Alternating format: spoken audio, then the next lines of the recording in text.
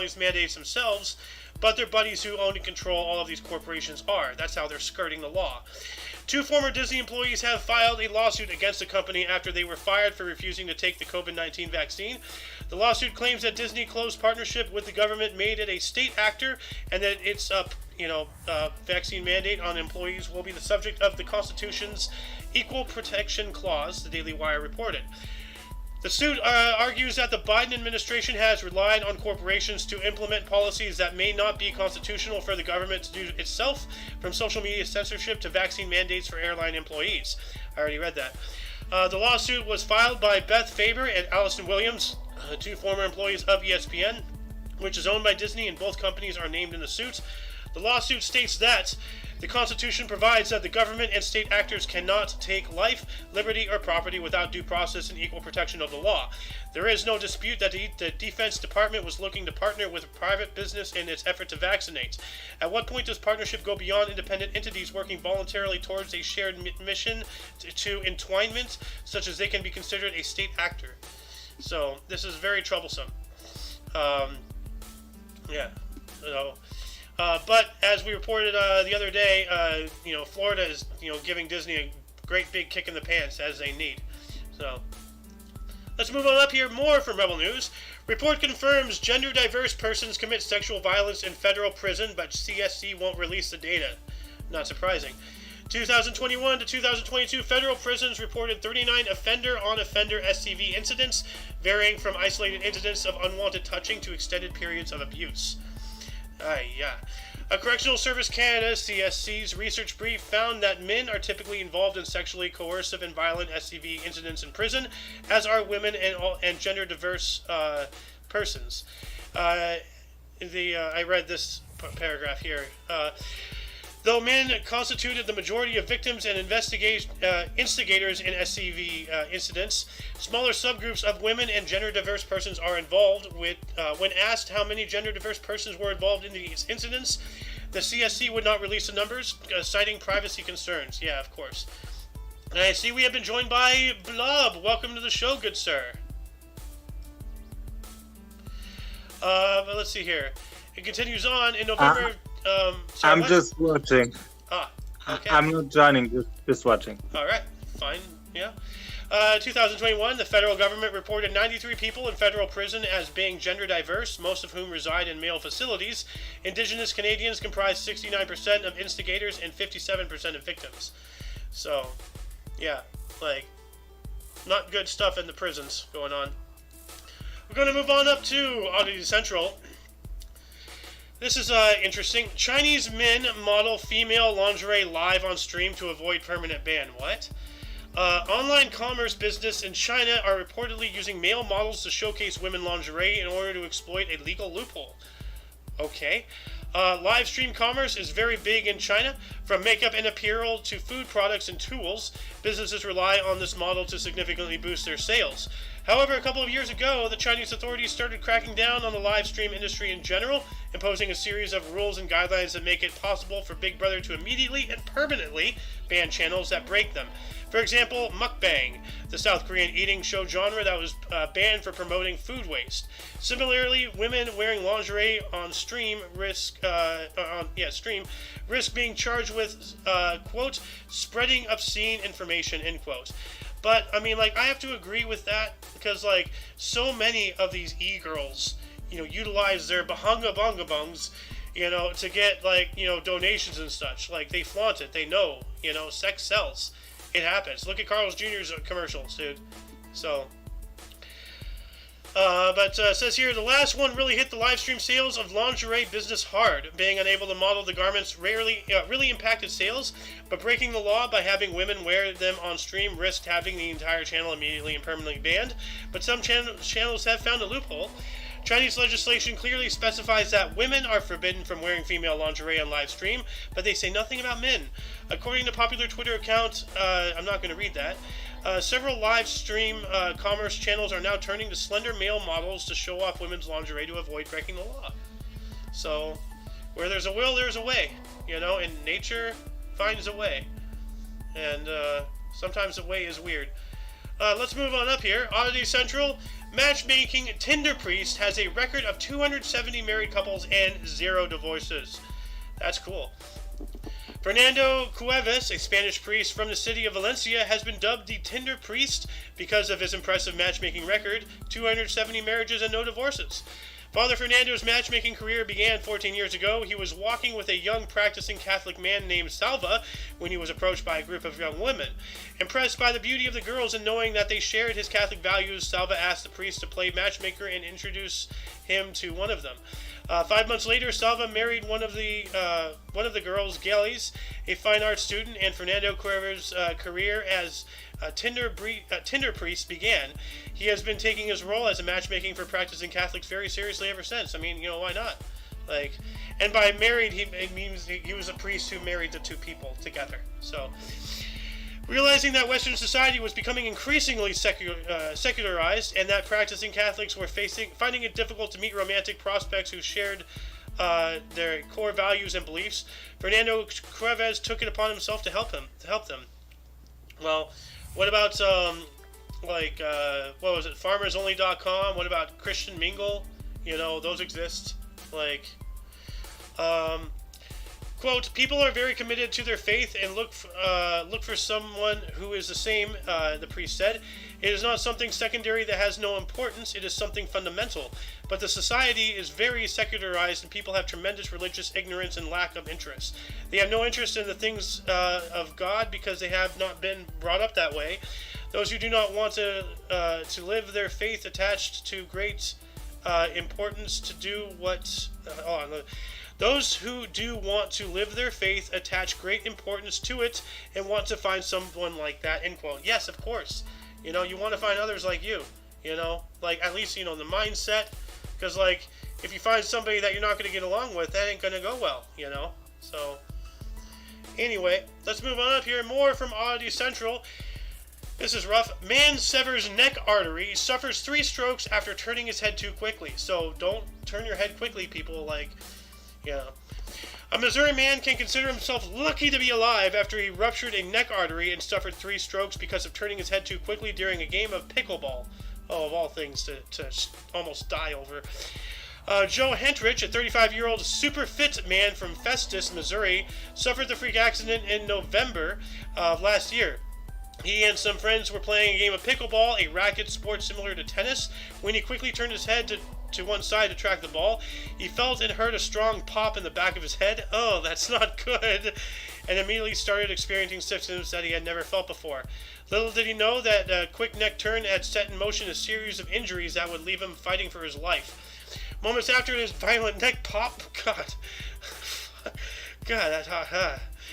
Joel experienced the worst vertigo of his life, and a couple of minutes later he was being helped to the bench by his friends because he couldn't walk on his own.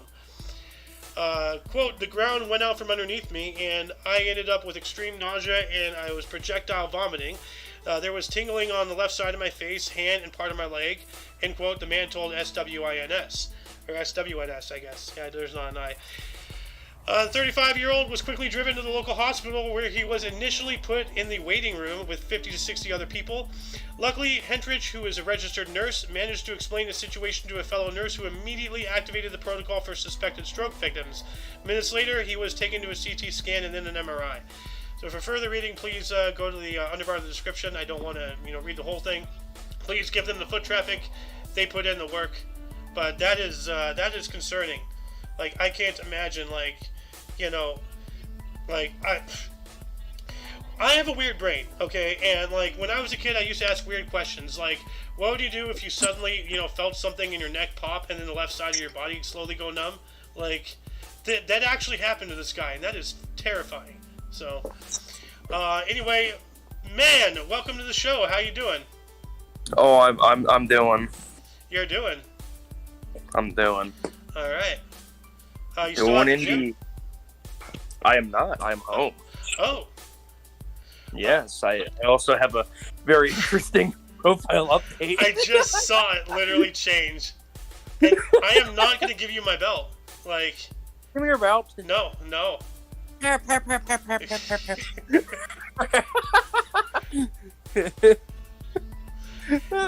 Anyway, Mr. Blob, now that you're not Blob, man, sorry, now that you're here, that Conor McGregor is here. Conor McGregor, do you want to take this next article here? Yes, I'll take that. I'll take it. A gas pipe exposed near Russian border as villagers flee from giant 165-foot flames. Oh yeah, no, they didn't give me their belts. Oh, so now we know what caused the explosion, okay. Conor McGregor happened.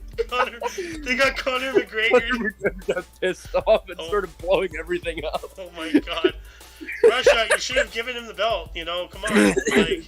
Yeah, you should have just given me your damn belt. Anyway.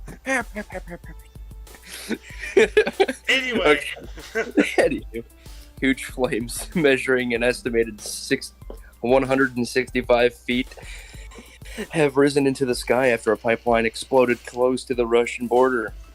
The village of Villakilai. I don't know if that's how you pronounce that, but whatever.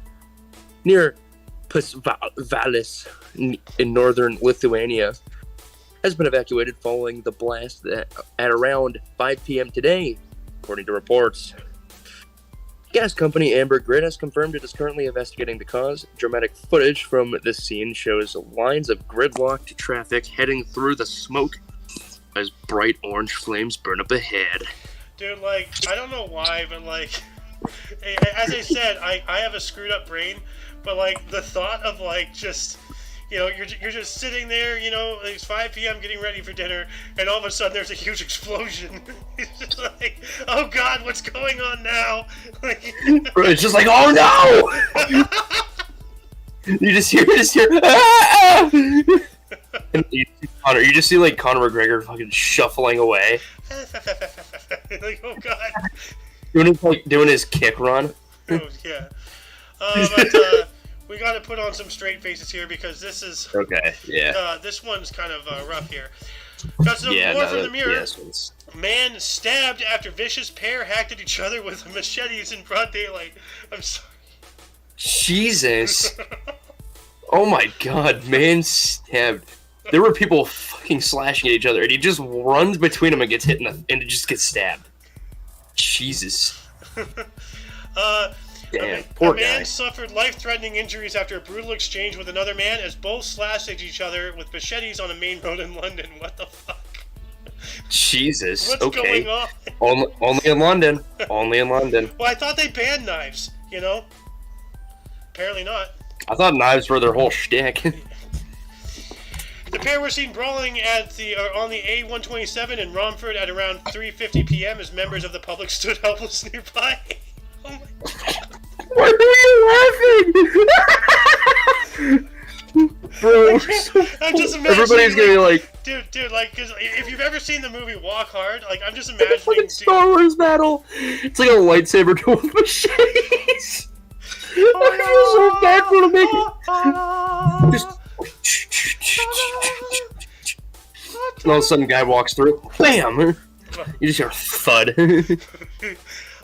I'm sorry. Like, I'm not laughing that somebody got hurt. That is truly awful. It's yeah, like, that is. I'm just picturing this in my head, like, because I see stuff like this every now and then. I'm out in California, like I'm used to stuff like this. It's just kind of, I guess, like, I don't understand why I find it funny. Like, as I said, I have a fucked up brain. Yeah. It says motorists stayed in their cars as the two men continued their vicious attacks. Both appear to be armed with large machete-type knives. A spokesman for the Met Police confirmed one of the men is now in hospital with life-threatening injuries. A passerby caught the exchange on video and shared it to social media. Okay, well, I'm gonna watch this off air. So, yeah. He is heard saying, "Oh shit! Oh my days! Oh my! Oh great heavens!" So, but yeah, no, this is tragic, but I'm just, just imagining seeing people like that scene from episode 3 where they both were like disco dancing with their lightsabers, Mm-hmm. Yeah, just like that, but with machetes. So, but like, if that ever happens here, I'm ready. So, yeah. Anyway, let's move on up here. More from the mirror. We got a girl 3 found dead in washing machine at her family's apartment. This is awful as well. A 3-year-old child has been found dead in a washing machine. It has emerged.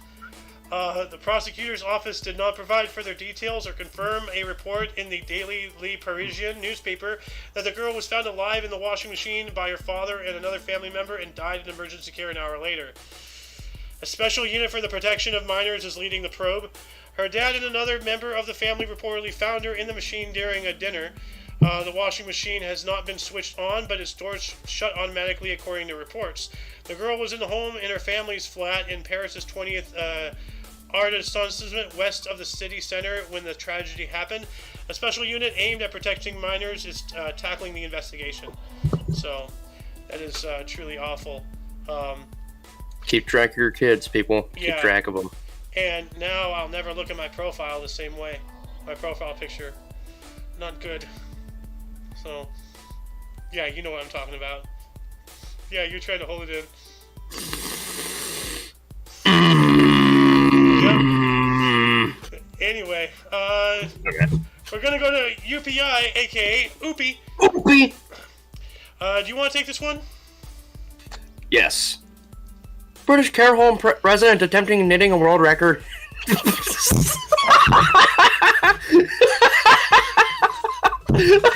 couldn't give a straight face.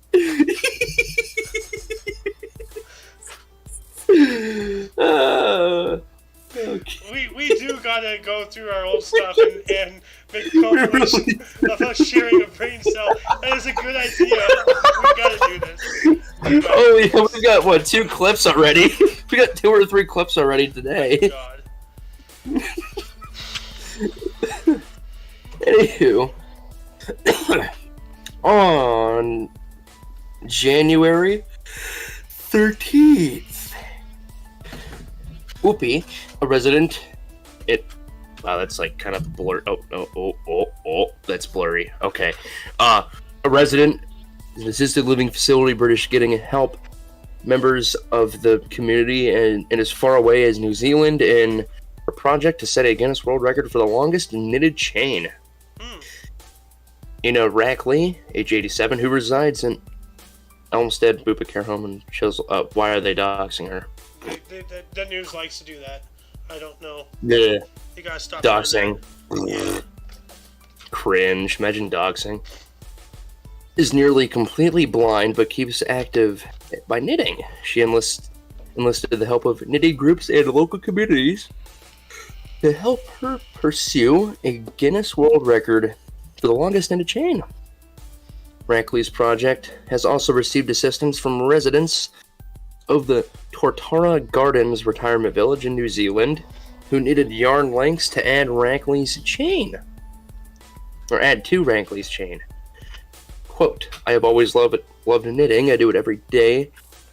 I never thought I would be able to attempt to set a Guinness World Record doing it. I cannot believe... Oh, excuse me. Cannot believe the amount of support I have had so far, even knitters from New Zealand. Well, even knitters from New Zealand. It's amazing, and I'm so touched. End quote. Rackley told inyourarea.co.uk.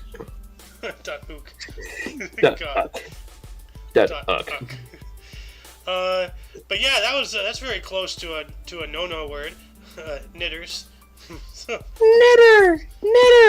Yeah. From that one show. I'm gonna put a lid on that right now. We're gonna add the Yeah, that'll be. We're gonna edit a video. We're just gonna do a shorter video. Just Every time we swear, we're gonna censor it. We gotta have because I know it's possible. A live producer that puts in soundboard effects during a live stream. There's a streamer I used to watch who did that. The very same guy, remember I was talking to you about building his Discord server, and then I handed him over leadership, and then he turned around and banned me. Oh yeah, that other guy. Yeah. So. Yeah. Anyway, yeah, I'll talk to you more about that. Remind me tomorrow, actually. Maybe during. Alrighty. Yeah, I don't know. The meeting, yeah. More from Upi. Suitcase lost by airline turns up 4 years later after detour in Honduras. What? Like, okay. An Oregon woman whose suitcase was lost during a United Airlines flight home from Chicago said she was reunited with the bag 4 years later and it took a detour to Central America. What the hell? April Gavin posted a series of videos to TikTok explaining how her luggage was lost by the airline when she flew home from a business trip to Chicago in August of 2018. Gavin said use that airline. Yeah. Gavin said after several months of searching, the airline informed her that the bag's disappearance was a mystery. She was compensated for some of her lost items, but not all of them, Gavin said. Gavin said that she was shocked to receive a phone call this week informing her that her suitcase has turned up on an airport in Houston. She said she was further surprised to be told it had arrived off a flight from Honduras. So, quote, it was in Honduras, and who knows where else it went. Gavin said in the video, but it came from Honduras, went to Houston, Texas. They called me, end quote. Gavin said the bag was slightly damaged and worn, but its contents were intact. She said United Airlines told her part of the difficulty in tracking the bag was that it hadn't been properly scanned when she checked it in before flying to Chicago. So the handlers at the desk did an oopsie and caused all this, you know? It happens. Yep. Hey, all of them do it. Yep. I will say, though, United Airlines is pretty good at their job. They very seldom make mistakes like that. It's very rare that happens. They make mistakes, everyone does, but yeah, no, it's very seldom. If you actually look at what goes on behind the scenes in an airport, you'd be shocked to know why it's not happening even more. You know, it is insane. Yeah, no, it's like yeah, there's a lot that goes into those things. Like, you know, like there's like, you know, of course, like, you know, if you've watched like, you know, any cartoon movie or like, you know, any TV show, like, you know, there's a stereotype thing that you go behind the curtain and there's just like a freaking amalgam of freaking like escalators and conveyor belts everywhere.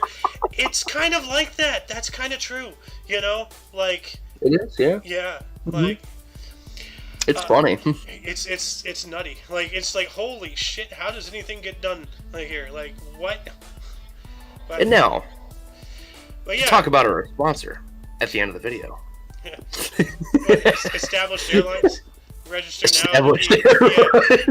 now to get your own plot on an airport, be a lord or a lady. To get your own meet and greet at a random city. God. Of our choosing. Of our choosing. Wait, let's send him to Honduras. We'll just do a meet and greet in Honduras. Well, let's not go to... Well, maybe we can go to Sweden, because this next article here from AP News, Associated Press. Swedish government moves to get rid of permits needed for dancing. What? Like, is this professionally, or just, you know, if you try to dance in public, you get fined? What's going on here? Sweden's center-right coalition government wants to cut red tape when it comes to dancing by abolishing a decade-old requirement for restaurants, nightclubs, and other venues to obtain permits before they let patrons shimmy and sway. Okay, so that's odd. The proposal made Thursday means that the venues no longer need to have a license to organize dances. Instead, as a general rule, they would only have to register with the police, which can be done verbally and does not cost anything. Well, that's... If they have to register with the police and it can be done verbally, what's stopping the police from saying it never happened if they want to shut something down? Get everything in writing. Applying for a permit incurs a fee of at least 700 kroner, or $67 for the establishment. As it is now, owners can lose their liquor and business licenses if police officers come by and find out that a venue did not have authorization to let patrons dance. Wow. That is insane. Quote, it is not reasonable for the state to regulate people's dance, end quote, Justice Minister Gunnar Stromer said in a government statement. Another quote, by removing the requirement for a dance permit, we also reduce bureaucracy and costs for entrepreneurs and others who organize dances, end quote. Yes, you know, give freedoms. Swedish media outlets welcomed the move to abolish the dance permits, which have been called outdated and moralistic. The government proposed having to change to take effect on July 1st, although it requires parliamentary approval. And hold on a second. Let's see here. There we go. There, that's what I have to say. Dude, your pinky is blurred out. What the hell? All right. And then, Oh, well, this has been fun. That shall conclude the show. Once again, you can check the underbar of the description for any links you may find interesting, including but not limited to all things Omni Coalition, which in itself includes a link to that guy's YouTube channel, Doom Guy. Doom was discovered. Go check him out. He does streams. And actually, that reminds me, I got to start uploading that stuff again. Why are you looking at me like freaking One Punch Man? What are you doing?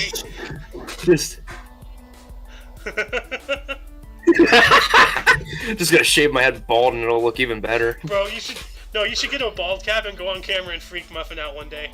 It would just be like, what the fuck?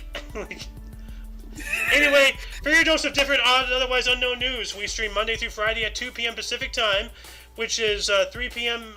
Mountain, 4 p.m. Central. You're on the East, right? Yeah, 5 p.m. Eastern. Thank you.